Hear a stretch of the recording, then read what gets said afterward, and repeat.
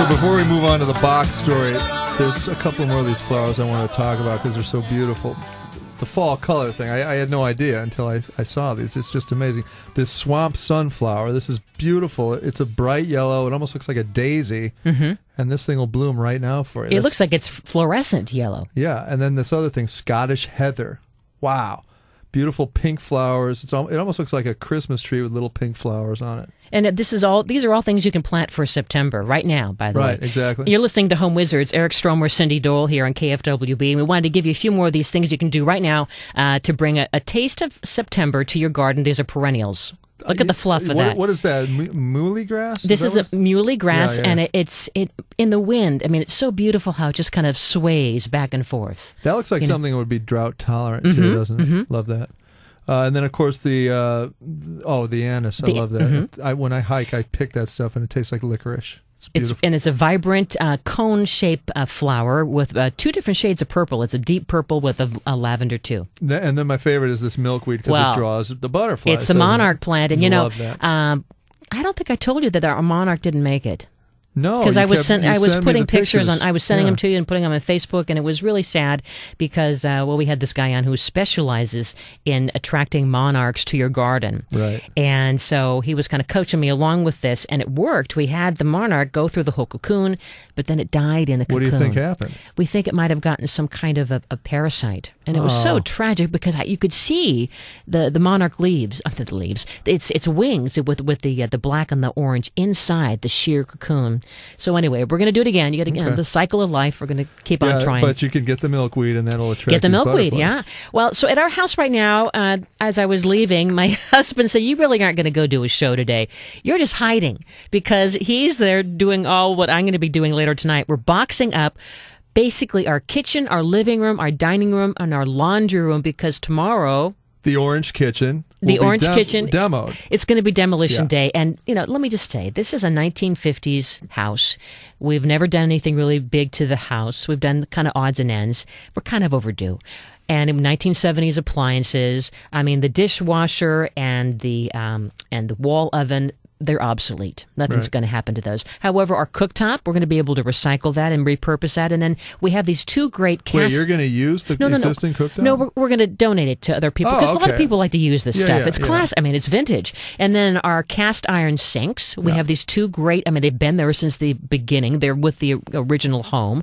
But a lot of folks like to refurbish and touch up, these cast iron sinks. So those are not going to go in the trash. Yeah, there are a lot of great places around town where you can buy this refurbished stuff, and it's a great option if you don't have the budget for brand new stuff and you want that vintage look. It's a great way to get old, vintage, beautiful stuff reconditioned. But what a lot of people don't talk about when you're getting ready for a kitchen project or anything is that there's this demolition thing, but before that happens, you basically have moving day or moving weekend. This is why Bill's having a bit of a nervous breakdown. And he's been having a little bit of a breakdown. He goes, when will it end? It's not going to end. And it does feel that way. It'll end when you put the things in the box. But there's so much. There really is so much stuff. I mean, I realize now that we have these souffle dishes. I don't know what possessed me to buy a dozen of them.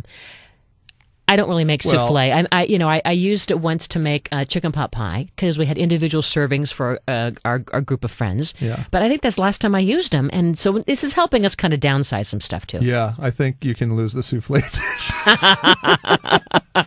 But the thing is, the lesson here with getting ready for a demolition or getting ready for anything, it's so overwhelming, and it all gets down to really, I think, time management, psychology, and having that old timer and doing a little bit and just kind of focusing on one area and then giving yourself a reward moving on. Because really, when you look at 4 rooms that all have to be boxed, where do you start? Overwhelming. It's like, oh my gosh. It is, I know. You know what I used to talk about on Clean Sweep on TLC when I did that show about organization?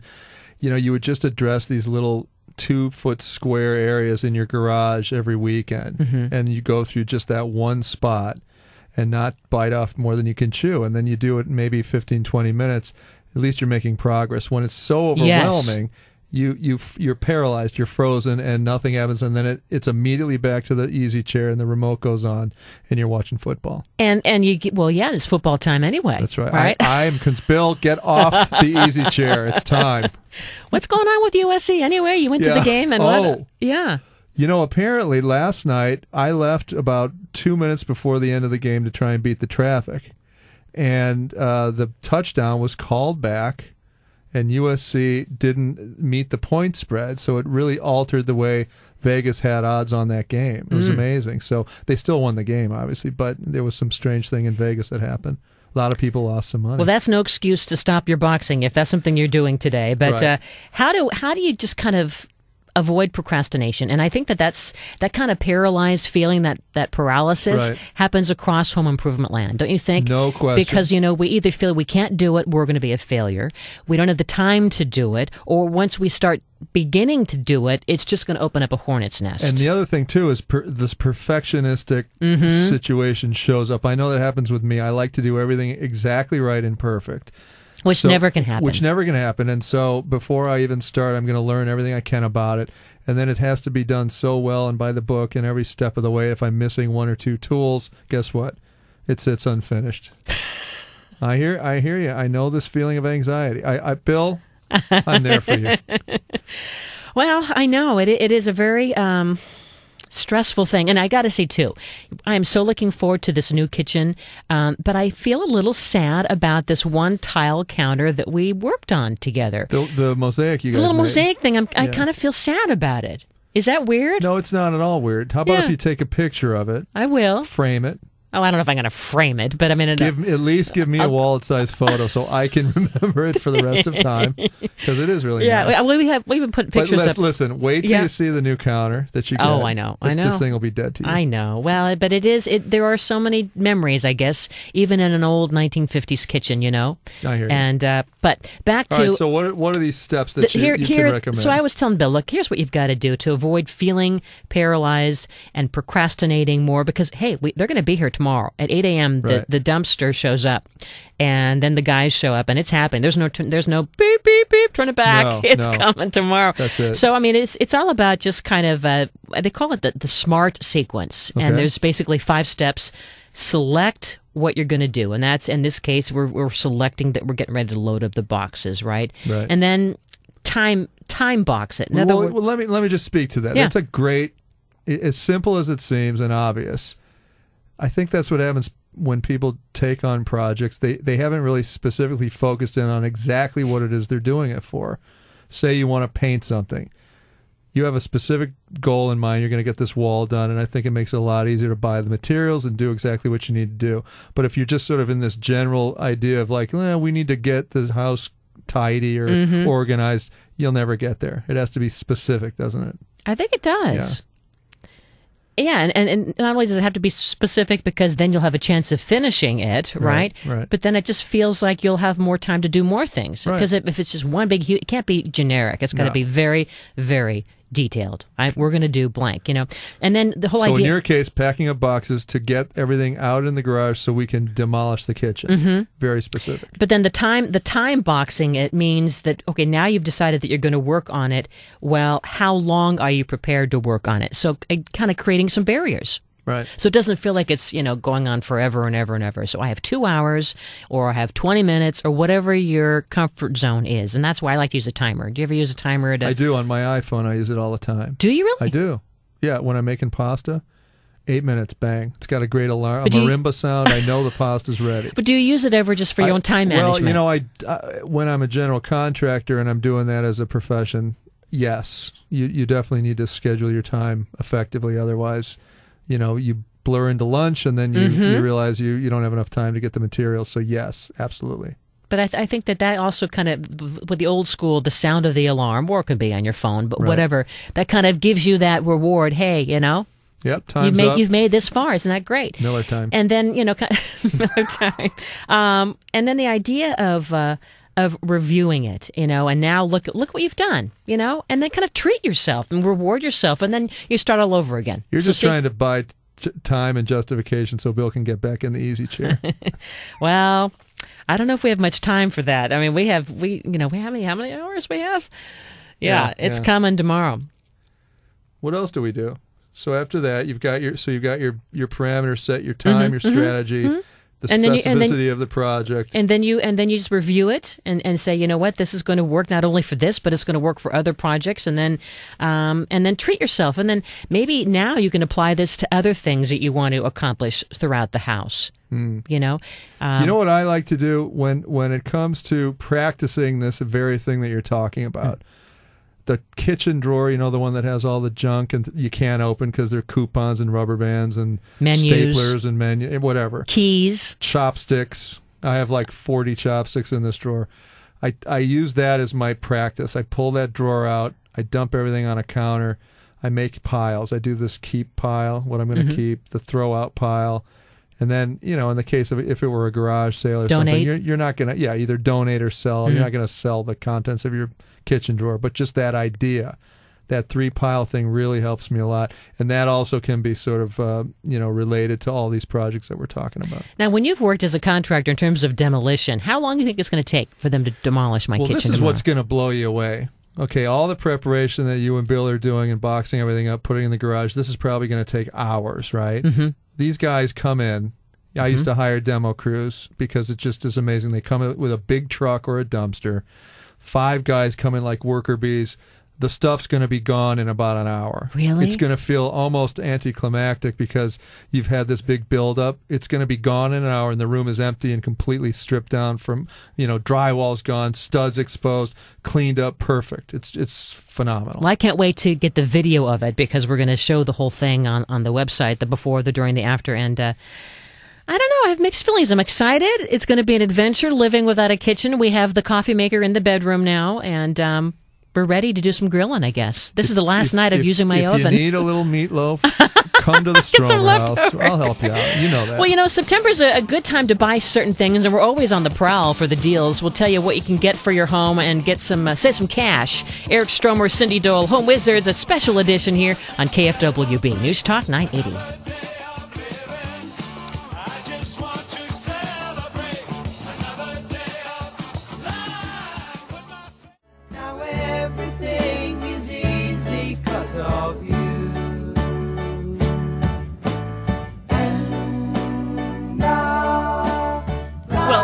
Hi there. Good afternoon. Happy Sunday. Hey, this is everybody. Home Wizards. It's Home Wizards. Here we are, Eric and Cindy. Nice to hear you. A little and talk to you. bonus show here on a Sunday because we care that much.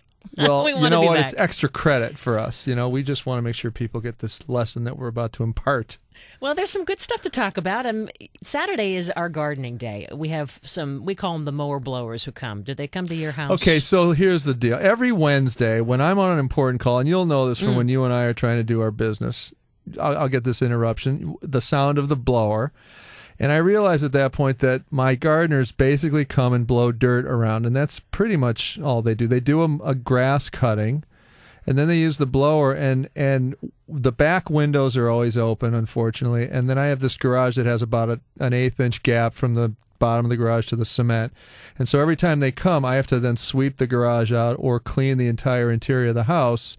And I wonder, where does all the dirt go in Los Angeles? I think we're just blowing dirt back and forth in each other's yards throughout this great state. Yeah. And the guys are great, don't get me wrong, and they're relatively inexpensive for what they do. I have a pretty big property.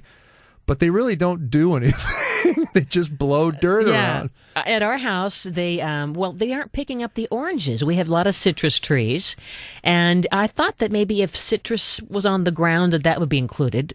If you saw like an old rotting piece of fruit. Yeah, I have the rotting lemons. Why wouldn't you put that in the garbage? At least take the lemons home to your family. Sure. I would love to donate the lemons. Yeah, take the fresh ones too. We're happy to share, but I don't get that. I don't know what.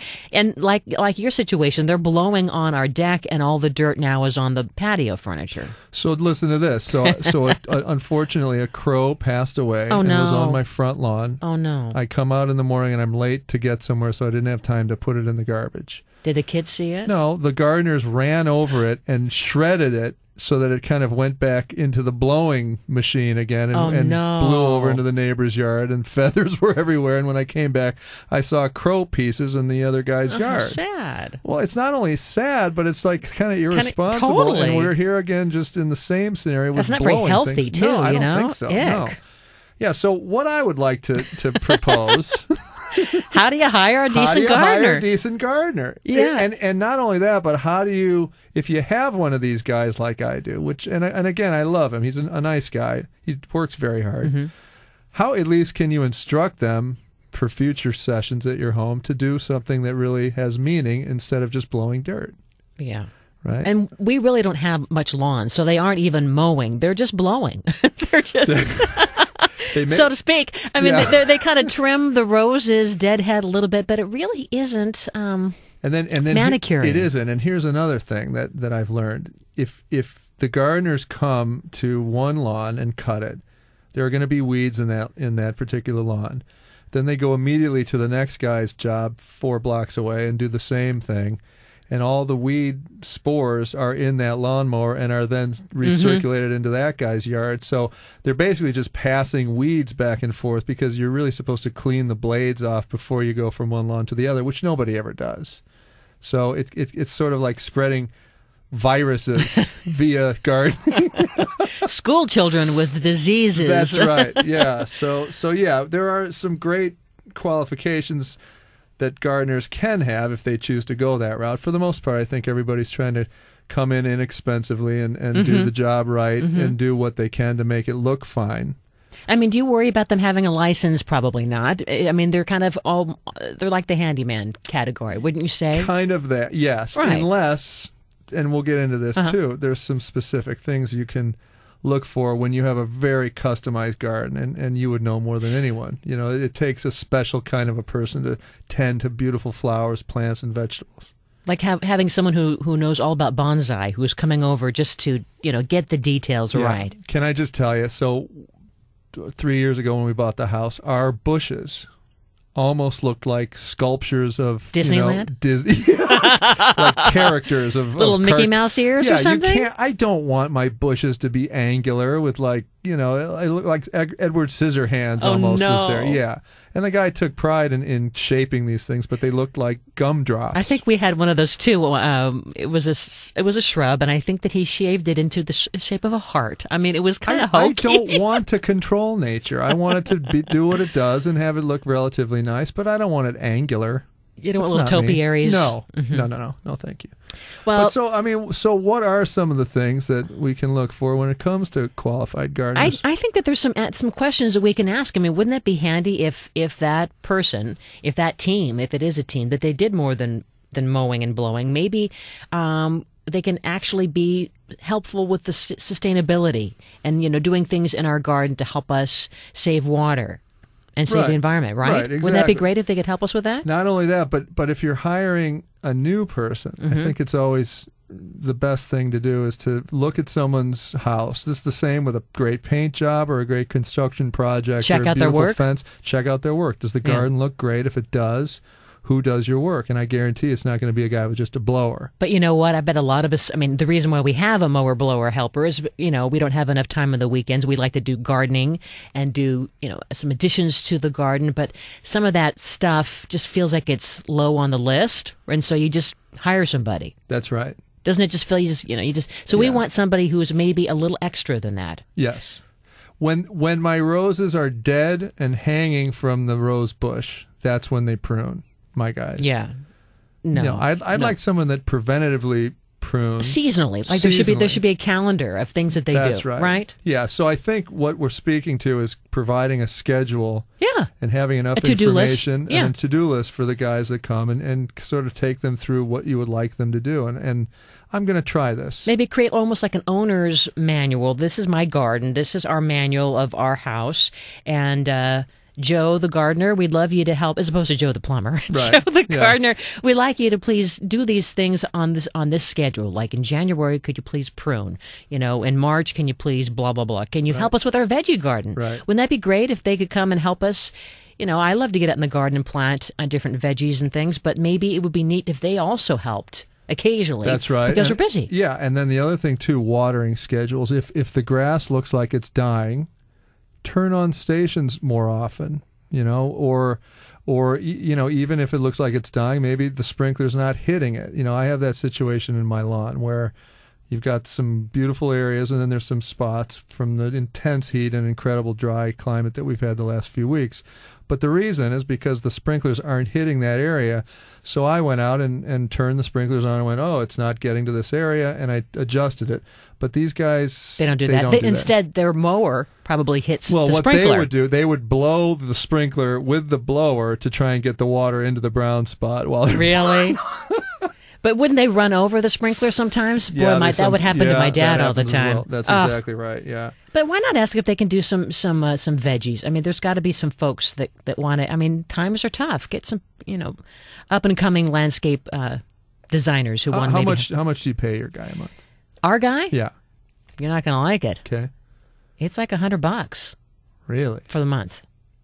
For the month? Uh-huh. This is good. Is that good? I think that's a good price. Yeah, because I think I'm doing about $150, but I have a bigger lot. Okay. But your things are growing and mine are dead. We're hearing, well, thanks. But I'm hearing that $35 a month can be the case for some of these guys. I can't imagine. That doesn't sound very reasonable. No, that doesn't sound fair. No. And are they there for about an hour? It seems like they're there for hours, because whenever I talk to you on Wednesdays, I have to go to the car because I can't hear because the blower's on. So yeah, no, it's it's probably 3 hours. Oh, that's great. It is great, but my lawn looks terrible. So I would rather have someone there for less time and make it look great. Yeah. So I would say at least $25 per time is minimum, don't you think? I mean, otherwise that's just not fair. I think so. Yeah, and then I guess you'd want to ask, how long would it take you to do this, and what's your commitment to time every time you come here per week? Like, I'd like to pay you this amount. Are you going to promise me 2 to 3 hours, or how are we going to do this? Because in some seasons they don't need to be there really at all. They just kind of drive up, drop off a lawnmower, one guy mows, and then they're out. Now, sometimes we like to have our gardeners do some extra tree trimming, but that, I think, can be a specialty.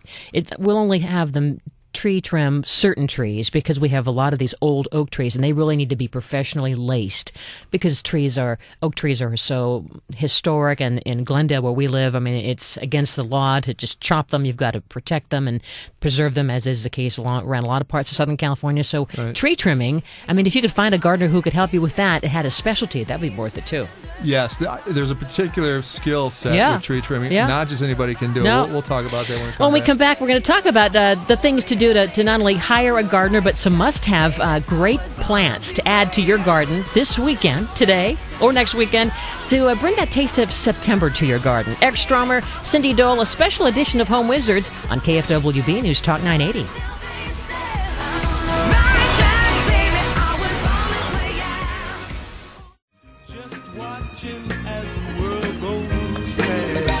My dad, Lucky Chucky, had gardeners, and we had peacocks. Growing up in Arcadia, they would come up over the freeway. They would fly from the Arboretum to our house, and they're beautiful, and, they're to be treasured and cherished, and you can't hurt them. Wait, you had peacocks? In our backyard. I had squirrels, and that's all in Chicago. We had beautiful peacocks, but they made a lot of noise. Oh, okay. And so my dad asked the gardeners if they could corral a couple of the peacocks and take them back to the Arboretum. Anyway, one day the gardeners came and the peacocks were gone, and it was like, la, la, la, don't want to know what happened to the peacocks. No. I don't know what happened. You're not supposed to. And then your father arrived with a peacock jacket shortly thereafter. Beautiful feathers, yes. That's very funny. Anyway, so we're talking about Eric Stromer, Cindy Dole here, Home Wizards here on KFWB, and we're talking about hiring gardeners that are more than just the mower blower types, right? Yeah, you want to give them our top 10 qualifications when it comes to hiring, or even if you have an existing gardener that you want to sort of amend some of his skill sets. Yeah, let's do that. I would first say, create your almost gardener's manual that you can hand almost for any employee that you have. So these are the things that I'd like you to try to do, and here's some pictures if they don't quite get it, because I think a lot of folks, there might be a communication gap in terms of what you really want. Sometimes you might say, this is what I want, but they don't really see it. They can't grasp it until they take a look at the picture. So but you first have to have an overall plan. I think so. Before you even get You have to have into your wish list and know what you want and then communicate it, right? Yeah. It's just like, when you go to when I go get my hair done. If you don't communicate, look, I don't want you to cut my hair. And it's going to look great. Can I tell you, I've had that experience. I didn't have a point of view, and then I had that crazy fade thing where it's short on one side, long on the other, and you look like you've been through some sort of a blender. Yes. It's a bad haircut. And did you communicate that you didn't want that? I did not, but I sure communicated when afterwards? I was finished. Was he injured? No. A little sprained. No. Yeah. So you want to first ask, of course, for the qualifications. And these are gardeners, but maybe there might be a little special background. They might have a landscaping or horticultural certificate of some kind. And if so, it'd be great if they did, because then you might be able to use their services in more specialty ways to really come home to a great garden when you don't have the time. That's exactly right. And then obviously you want to ask for references like we were talking about before. If you have a neighbor that has a great and beautiful garden and it inspires you, chances are they've got a great gardener who's done that job for them. So again, references are key. Who have they worked for? What was the price point? What were the experiences that the other clients had in the past? And that's always a good indicator. I like the idea, too, if the gardener or landscaper has a plan in terms of being organic or, in terms of dealing with pests. Do they have a plan? Do they use, like, for instance, if you have weeds in your driveway, are they going to then apply some kind of a chemical, or do they have another sustainable approach? What is their strategy? Because, you want it to be in sync with yours. Right. And then along the same lines, can they grow and create green strategies for your home, if that's something you want to do? I mean, here in Southern California, water is a premium. Huge. So we want to make sure that we plant with some care in mind. Maybe not huge lawns, but we break it up a bit, and we have some different types of plants and hardscapes that make that not so reliant on water. And if they did have that kind of a permeable landscaping, they would know how to divert the water and maybe, fluff up the soil so it's breathing and all that kind of good stuff. Exactly. And I want to have someone help me with my veggie gardens from time to time. I mean, I'm really about planting a lot of them in our containers because we're running out of space. But wouldn't that be fun every now and then, every month, every few months to have some tomato guru come by and just kind of surprise you. And you might inspire them with free tomatoes. Totally. If you help me keep aphids off my tomatoes, you can have one. You can have more than one. You can have a bag. Yeah. And then obviously how much they charge. What do you charge per visit? What are we doing here? Is it $35 a time? What's the total per month? What's the plan? You also want to maybe make sure that they can give you a list of itemized things that they might be bringing to your garden. Just like any other contractor, they might get supplies, right? And are they going to then, of course, they're going to charge you for it, right? Well, are you being charged for the supplies in addition to the labor? What are the other input costs? And just make sure that everything's on the up and up. Exactly. And then along the same lines, you want to know as a consumer, what does fertilizer cost? What do amendments cost? And then you can see if they're gouging you or not. You kind of have an idea. Buyer beware again. Also, an estimate of time. How long are you going to spend? In my case, it's 4 to 5 hours every Wednesday, so I can never talk to anyone on the phone. But see, that really is that's a generous amount of time. It's a generous amount of time, but all they're doing, I kid you not, is blowing things around into my home. You got to have a lot of fumes coming in after 4 hours of that. My wife and I are always a little high from gas fumes by the end of Wednesday, which is why we never say anything. Yeah. Ask about the scope of the services, too, when you're talking to some possible gardening candidates, exactly what is included in the price. Is it going to be just mowing and blowing, or are they going to help with some other little special perks along the way, seasonally? Right. Wouldn't that be nice? That would be nice. And then finally, you want to let your gardener know that maybe this is an area that my wife and I created, or my kids and I created, that we're going to do ourselves. So don't touch this. If you see that there's an issue with it or it needs extra water, sure, let us know. But pretty much this is an area we've decided to use for ourselves to create a beautiful garden.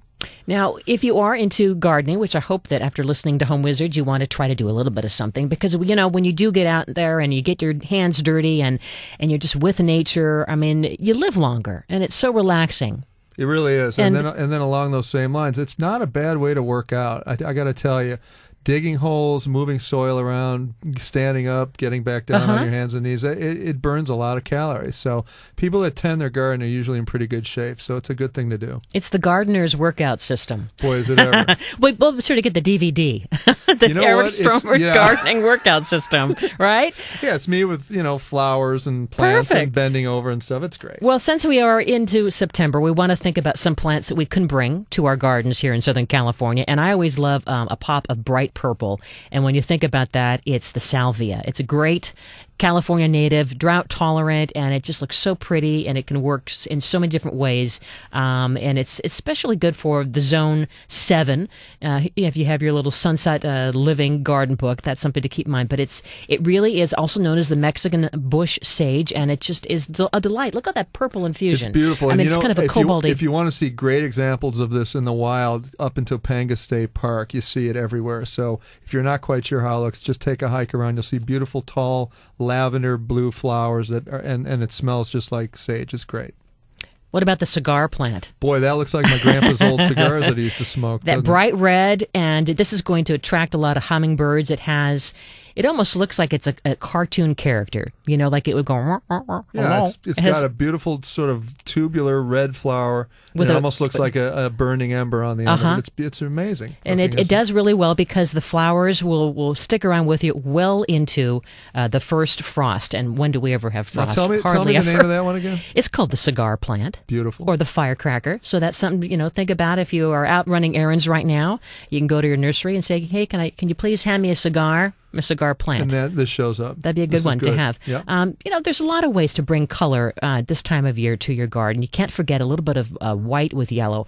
When I was growing up, my folks would always plant a lot of white flowers, gardenias, jasmine, not only for the fragrance, but because at nighttime, when they would entertain on the patio, and it would still be kind of dusk, they almost kind of glow in the dark. Right. So it's kind of a cool technique to be thinking of using white plants, how it will look at nighttime.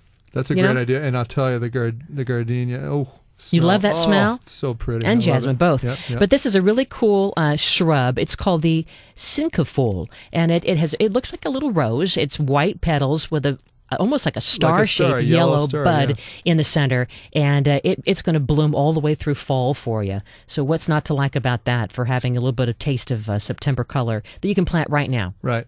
Beautiful. You often think now it's the end of that colorful season with flowers, but there's tons of perennials, really tons of. Now this is a good one. It looks just like autumn. I mean, think of that burnt burgundy shade. It kind of has a daisy look to it, but it has extra petals with a really nice golden flower rim, and then all in the center, this burgundy and a brown in the very center dot. That's really Isn't that pretty. Great? I love it. What's that one called? This one is called the Rebeckia, but it's mainly called autumn color. Just that's his casual name. Right. We don't need the botanical name. Just go tell your nursery. Whenever I go to the nursery and I read these names, I'm like, can I have the?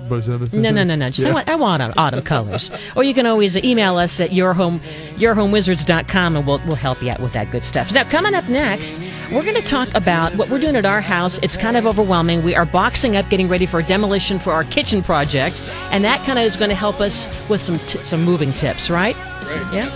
Eric Stromer, Cindy Dole, you're listening to Home Wizards. We're back after this here on KFWB News Talk 980.